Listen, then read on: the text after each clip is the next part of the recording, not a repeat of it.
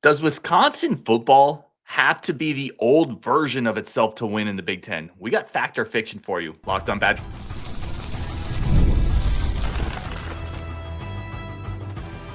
You are Locked On Badgers, your daily podcast on the Wisconsin Badgers. Part of the Locked On Podcast Network, your team every day. What is going on, Badger fans? Welcome to Locked On Badgers, your daily podcast on the Wisconsin Badgers. I'm your host, Ryan Harings, part of the Locked On Podcast Network. Thank you for being every day. Thank you for being here every single day, making it one of your first listens. Really do appreciate you. Today's episode, we got Rajeev over there from the Bucky Report. We are talking fact or fiction. We are talking basketball, football. I love this show. Again, if you're new to the show, you haven't listened to all of them, we don't share our fact or fictions with each other beforehand, so we kind of shotgun it. Rajeev, I kind of teased the first one, so I'm going to start with the first one. Does Wisconsin football have to be the version of Wisconsin football that Barry Alvarez invented to win in the Big Ten? Culture, run the ball, recruit in state, or can they be successful with a different culture?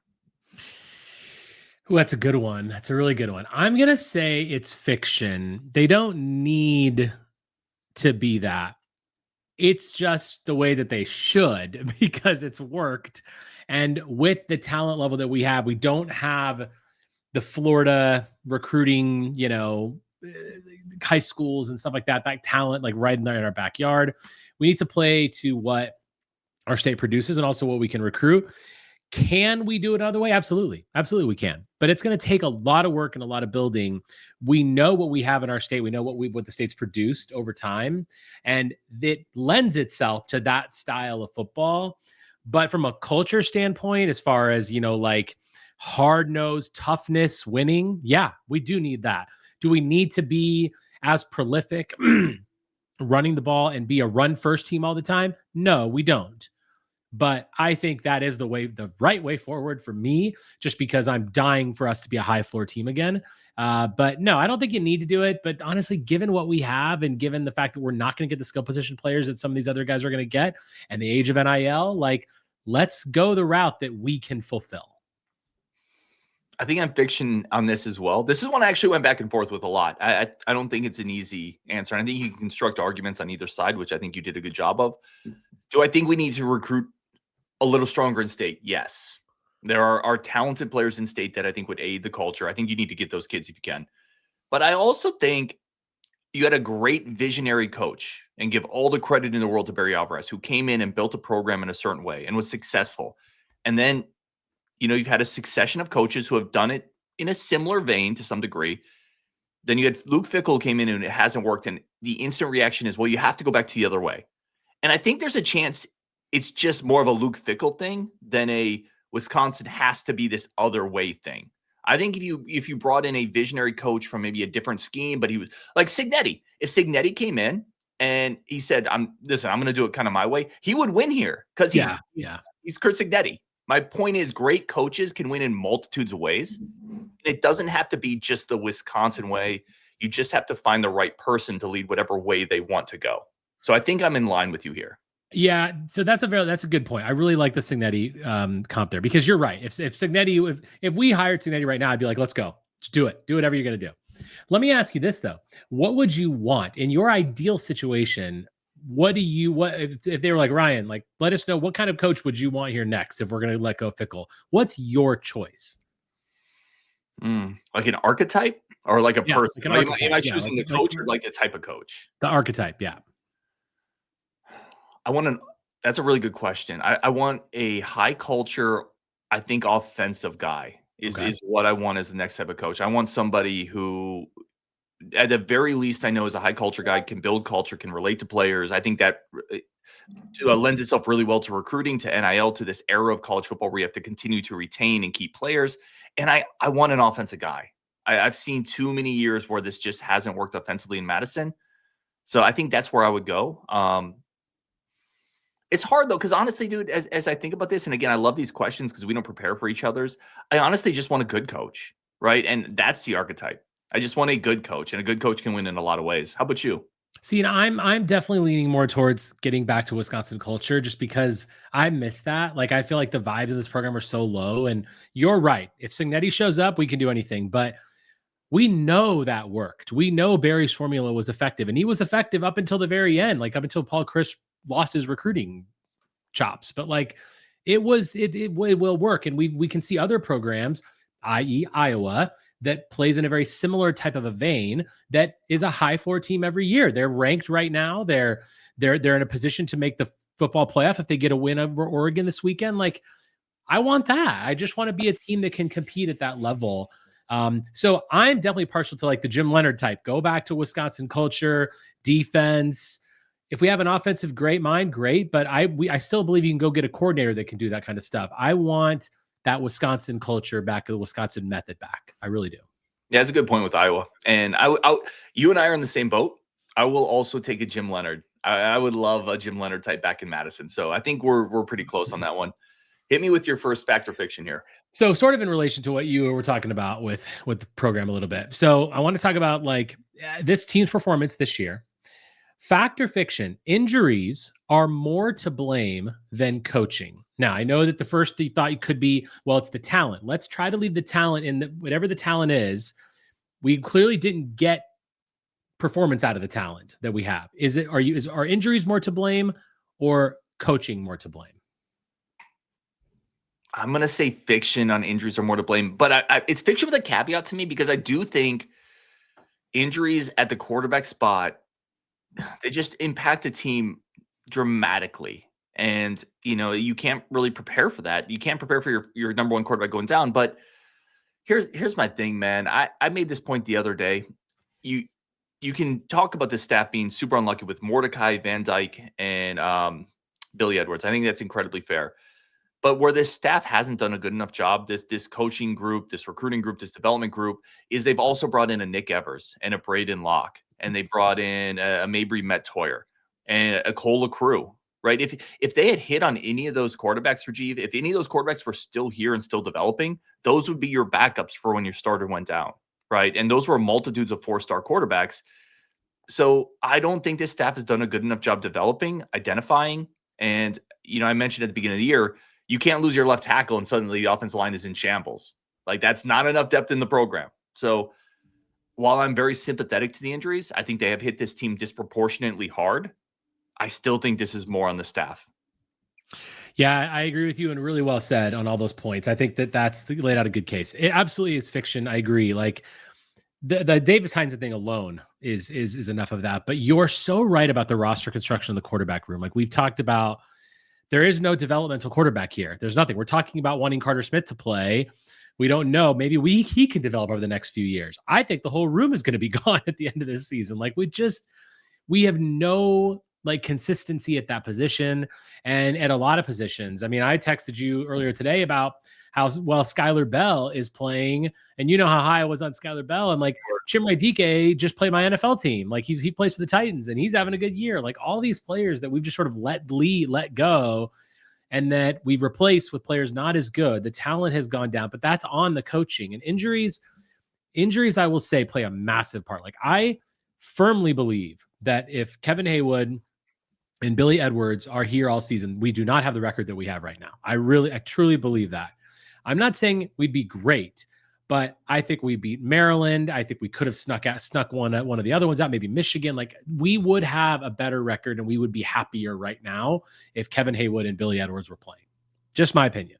So, but that being said, it's still not this team's performance this year is unacceptably bad. Getting shut out back-to-back weeks and scoring 4 or 5 points a game in the Big Ten. You have to blame it on coaching. So yeah, I'm with you. It's fiction, and I think coaching plays a massive part. Yeah, that's really well said.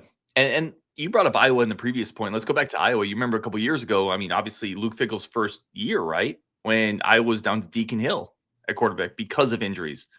Did Iowa ever look 37-0 bad against other kind of Big Ten West teams? No, they beat us. They beat us with Deacon Hill. So like the point is, part of your job as coaches is to overcome adversity. Part of your job as a coaching staff is to overcome the injuries that are inherent to every football season that you'll ever play, because football is a violent sport. Again, do I think this team has been disproportionately impacted by injury? I do. I really do think that's also true, but the response hasn't been good enough, man. And I don't know any way to rationalize around that. For sure. It's brutal. It's so frustrating. Hopefully we get a win this weekend, but we're not going to.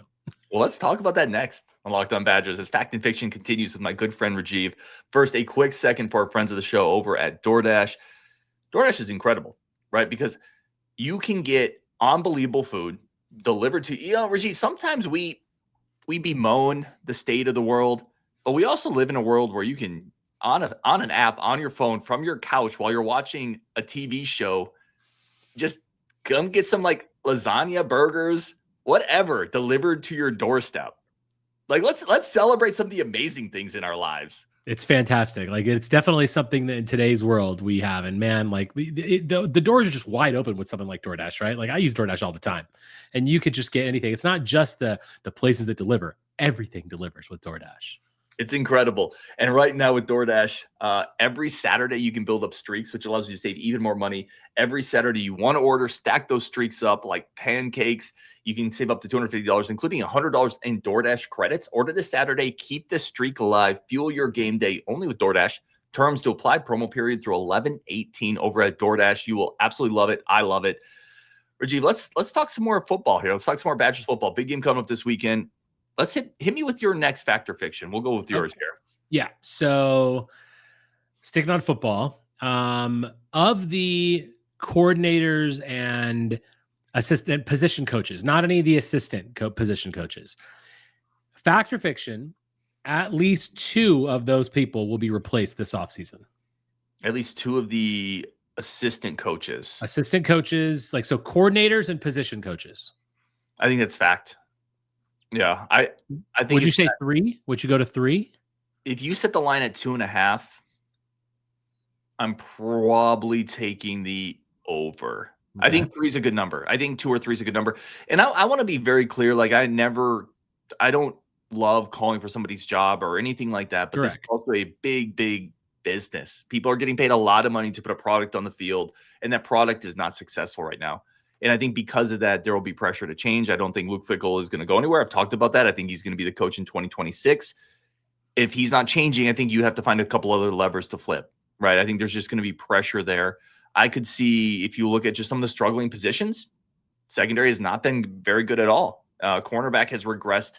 A guy like Ricardo Holman has completely regressed, and a lot of cornerbacks left in the offseason. Again, Paul Haynes has had success in a lot of places, Rajeev, but maybe it's not the fit here. You look at the offense line with Blazik. You look at potentially the offense in general with Grimes. And then in general, some coaches move anyway. I think 3 is a good number. I would call fact on that. Yeah, so I almost put it 3, and I should have just done 3 because I wasn't sure if 3 would. But yeah, so I'd say I agree 3. Like I would have said at least 3 fact. I might even say 4. I mean, you could definitely look at O-line. You could definitely look at quarterbacks. You could look. There's multiple positions where you're like, ooh, changes are necessary. And I think a coordinator is probably going to make a move this year too. Just my opinion. I feel like it might be time for Tressel's defense to be done here. I know that he and Fickell are close, and I think there's a tie there. Maybe he doesn't leave, but I don't know. I think there's clearly there's issues, and I think we need to move on from these guys because obviously Ted Kellner made his voice heard, and it sounds like Fickell's going to be here. And I think you were one of the first people to really say that, and you've been totally right about it. And I feel like that's not going to change unless something really drastic happens. So we've got to already start thinking about, okay, if he is going to be here, what changes have to be made? Because changes have to be made. You can't possibly go into next season with the same staff. Like that's beyond silly. It's already silly enough for me to have the same head coach. But if we're going to do that, let's at least make changes down the line. And it's got to be at least 3. I'm curious on your take on what I'm about to ask you. This wasn't my fact or fiction, but this is coming out of what you're saying. I'm going to hit you with the reverse Uno card. Okay. Could the change just be consistency? In other words, you're talking about changes need to happen. Well, they've had a different offensive line coach every other year. They've had a different offensive coordinator almost every year, different quarterback coaches. Maybe the change this team needs is coaches staying put and building consistency. Because if you continue to flip coaches, you're just continuing with this kind of machine assembly line of new guys. Maybe the change this program needs, and you're saying this team needs change. Maybe it is just having coaches in place for a couple of years. Yeah, I hear that. I'm one who believes Grimes should keep his job next year because I want that consistency there. However, if we finished the season with 5 wins and there was some kind of progression, there was people looking like there was good positive coaching and movement and development, sure. But we're not seeing that. We're literally seeing things go the opposite direction. You brought up the cornerback and Ricardo Hallman, like literally going from NFL talent to nothing. And that's something that has to be talked about. So it's gotten so bad that the fix can't just be the consistency. I definitely hear you on that. And I think if there were signs of that, I would be on board. And I do think Grimes has to stay because I actually like his offense at times. Some of his play sequencing has been a bit strange, but I think with a right quarterback, with a healthy quarterback and a healthy offensive line, sure, I think his system actually would work here. But yeah, it's just too bad for it to just be more consistency. I think it's fair. I think it's very well said. Fact or fiction? What we saw against Oregon, the strong defense, the strong running game, the offensive line opening holes is replicable going forward. Fact. Definitely fact. I think that it's replicable because of some particular pieces like Posa and Catalano, certainly. I think we've heard some, maybe Zachman returns soon, right? That's a possibility at some point. I mean, the door was left open by Fickell in his press conference. So that certainly will help those things. The O-line, Renfro is out for the year. So you were certainly one who called for that to just be him to be moving up from the line. There's consistency up there. It is improving.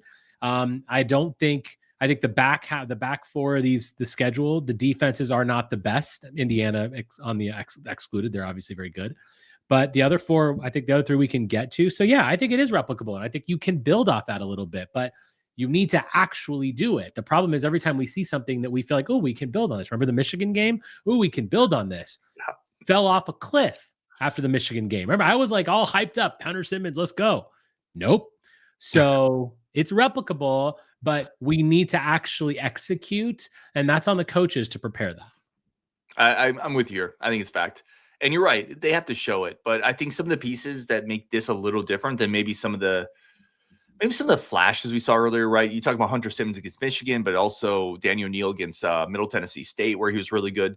I think some of what you've seen recently against Oregon feels like more permanent flashes. Like Mason Post is not going anywhere. He's only going to get better. Cooper Catalano's only going to get better. Like I'm not worried about those guys kind of falling off a cliff. I think they're just going to get better. I think quarterback play, I think they're going to make a switch. I've talked about that. That smoke's out there. I think that's just going to give the team a spark. Even if you're not replacing them with a Peyton Manning, a John Elway, I think there's a spark there. Wouldn't that be nice? Wouldn't that be nice? Or Jack Cohn, wouldn't that be nice, right? But I think that gives you a spark, and I actually like the consistency the offensive line has started to play with. You know, you and I both kind of go back and watch all 22. Looking at the all 22 from Oregon, they opened actual holes. They did. They did. They looked like a listen. If that would have been day one offensive line, we would have had a far better running game, And I mean, and yeah, everything would have worked better. This has been, hey, coaching, like, how about we prepare for this in camp? We could have had this. We could have had this line on day one. FYI, we all know that. So, like, yeah, I mean, now the holes were there for sure. And I do think that there's a quarterback change. I've also heard some of this. I've also got some comments from sources that saying that there is going to be a change. Probably Danny O'Neill, like that. Listen, like I was a proponent of Hunter Simmons playing. I'll keep those receipts, and I'll admit I was very wrong about that. But we need something to change. At least Danny O'Neill brings that threat of his running game. And you couple that with an offensive line that's playing better. Now he's more effective in that world. And if that's working better, he's not the greatest passer, but with a little bit of time and some reads that he can make quickly, I could definitely see the passing game improving. I feel like there's some optimism brewing here, Rajeev, like a slow drip coffee machine. I feel like I'm desperate. Dude, yes, I love it.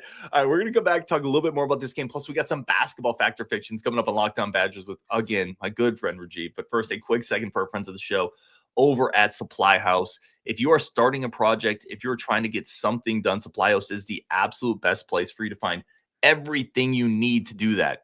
When the opening whistle blows on a new repair, get your crew moving forward with Supply House. Order today and see the parts on your doorstep tomorrow. Over 280,000 plumbing, HVAC, and electrical items from the most trusted brands in the business. 280,000 is a ton of parts. That's how many yards Melvin Gordon got against Nebraska in 3 quarters. Right now, if you need parts for a quick project, Supply House has next day delivery, total game changer. Also, Trade Master Perks, priority shipping, dedicated support, make the whole process smoother. Join the free Trade Master program today. Score serious perks like priority shipping, lower prices, dedicated support line. Visit supplyhouse.com to sign up for free. Use promo code SHCollege5. That's SHCollege5, 5% off your first order. Supplyhouse.com. Real people, real service. All right, Rajeev, hit me with your next one here. Next fact or fiction. All right, so last one for me for football.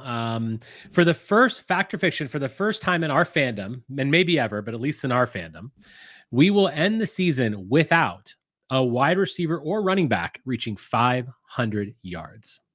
Just for some context here, Vinny Anthony leads with 291. And that's kind of funny, I know.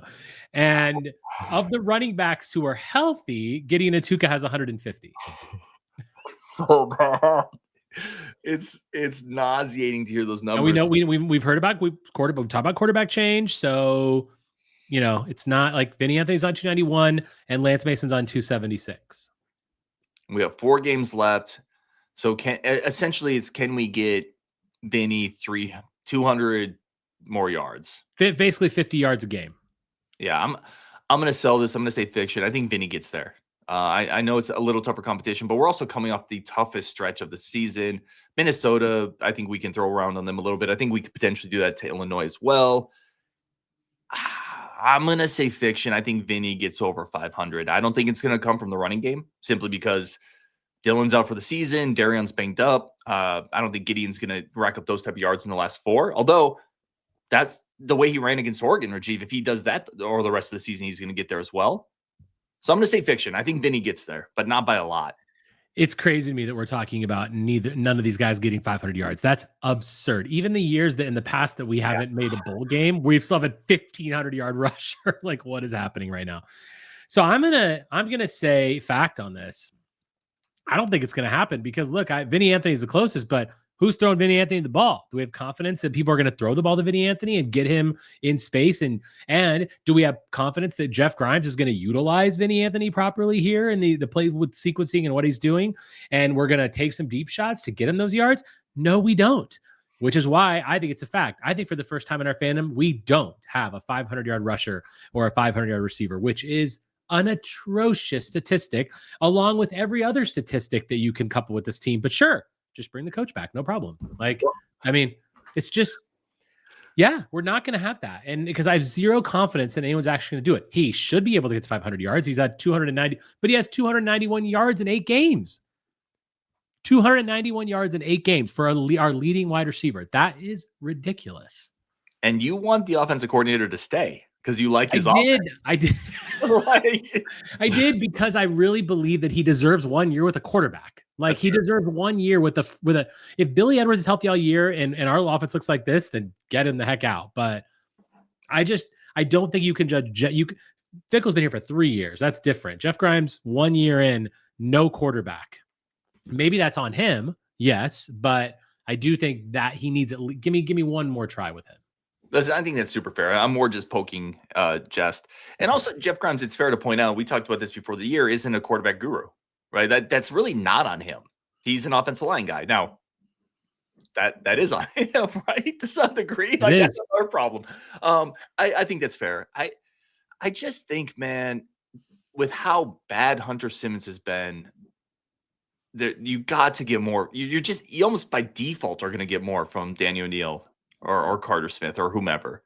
But you're probably right. You're probably actually you've kind of talked me into this one. Sadly, that's an. I feel like he might have 1 90-yard game, but then he's going to have 2 20-yard games. Like that's an unbelievable number. All right, Rajeev, fact or fiction? We both heard quarterback's going to switch out. Fact or fiction? It doesn't matter because none of these guys are good enough. Oh man, I mean it's probably a fact. Because none of these guys are good enough because they would have been playing if they were good enough already. Like Hunter Simmons isn't starting last week if Danny O'Neal is better. If Carter Smith was ready. Like all these things are true. So it's a fact, but I want so badly to say fiction because like a spark, I think the spark matters. I think that so you're probably right. It's a fact because they're not good enough, but we're not necessarily asking for a great quarterback play. We're asking about any quarterback play, like anything better than what we've had now, which is basically nothing. So, because what we do know, at least what I think, is that the players are not playing up to their potential at all, at all. And so there is more that they can get, and they can like lift their play a little bit. And so even if you have quarterbacks that aren't as good, if they're playing even a little bit better, the offense should produce a little more. So I think that spark matters. Hopefully there's a good cultural leadership discussions happening. People get excited about the fact there's a quarterback change, and maybe and you're playing lesser defenses, so maybe there's an opportunity. So I'm actually fiction on this. I actually do think these quarterbacks can make a difference because of how bad Hunter Sims has been, and he started maybe not in a high spot, and then he's fallen off a cliff from where he was at. So you're bringing in quarterbacks that I think can move the ball with their legs. They can move the pocket a little bit. They're coming off, I think, what is their best rushing offensive line performance. I think it does make a difference. I think there is a spark there. I think they can do more to move the pocket. I think they can be an element of the running game and the RPO game that Jeff Grimes wants.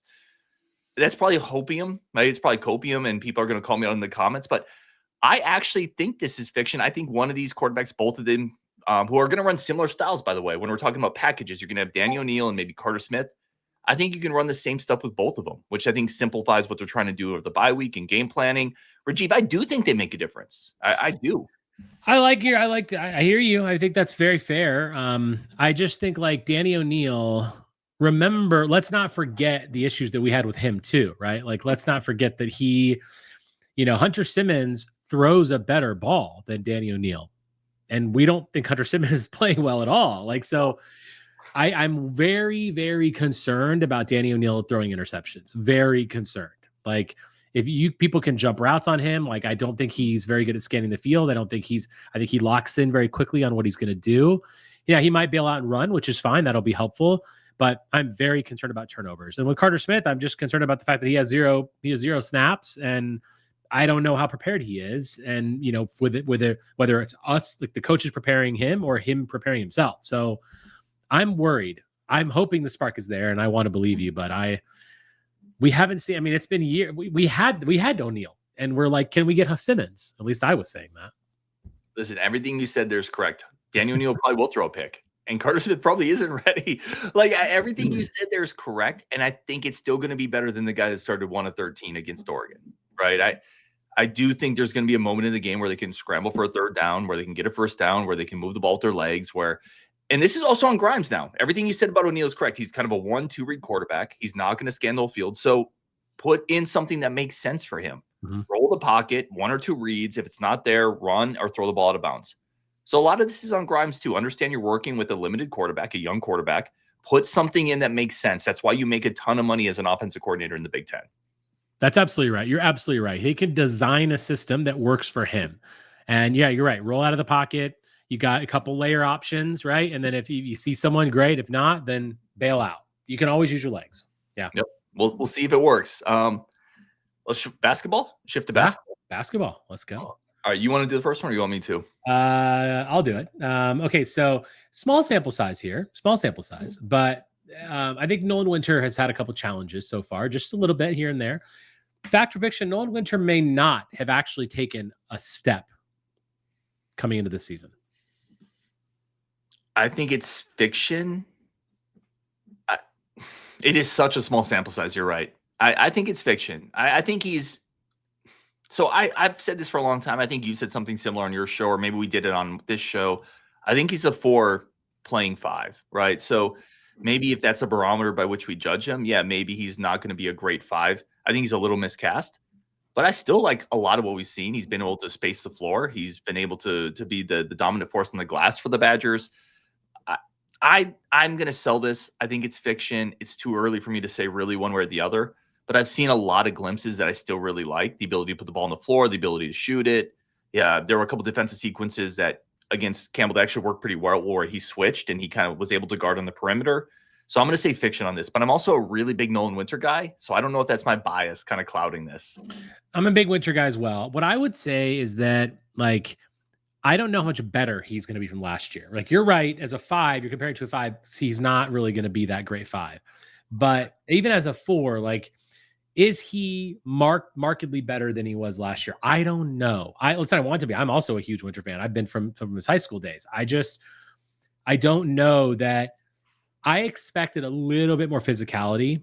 And again, very small sample size. I'm not trying to judge here. Like, just in a little bit we've seen, we heard a lot about weight gain. We heard a lot about putting on the pounds and beefing up and getting stronger. And I did expect a little bit more aggressiveness with physicality. Okay, that's not there. Fine. He's still a good forward. He can still shoot. He can still put the ball on the floor. He's still very nimble, a good athlete. But did he get markedly better like people expected? That's what I'm going to say. So technically this is a fact for me. He may not have taken that step. I think he did. I think he's still a critical player for us. And I think you said a similar thing on one of your shows. He's the most important player on this team because he is in such a critical position. And with the skill set that he has, he can take advantage of a lot of other teams. So if he did take a step, then I think we're going to be a lot better. If he didn't, we're still going to be a good team. But I think I was expecting a little bit more, even through 2 exhibitions in a regular season game. And I'm hoping that changes soon. I think it's well said. I mean, the standard is really high. The expectation for him is really high. Yeah. There's a lot of expectation there. I almost wonder if it's stylistically what people want, and he's just never going to be a dominant post guy. He's never going to be like a drop step dunk on. He's just never going to be that guy. And if that's the step people want him to take, you're looking for something out of him that is not who he is. That's fair. I will say, admittedly, I think that partially is really me because I think I just expected that this year, and I was like kind of surprised that I saw him got blocked. He got blocked so often already in 3 games. I'm like, wait, what? Yeah. But you're right. I am looking at it through the lens of you should just be better down low. You're 6'11" or whatever however tall he is. But I mean, I'm guilty of that. I have to admit that for sure. Well, let's see. Like with game Friday, let's take a couple data points up, and then I think that's a really interesting discussion to have. Fact or fiction, Rajeev? This year's basketball team is just the inverse of many good Bo Ryan teams. High offense, low defense now, but that ceiling hasn't really changed for the most part because we've just exchanged those 2 spots. Wow. You came with some bangers tonight. I like that. That's a hot one right there. That's a really good one. Jeez. Boy, oh boy. I think that's a fact. I think that the ceiling at best is the Bo Ryan ceiling. Like he had a very high ceiling, obviously, super high floor. And I think that, like the sacrifices that we've made defensively are going to hurt us. It hurt us last year in the tournament. It's going to hurt us again this year, in many games and probably in the tournament. And it's going to hold us back.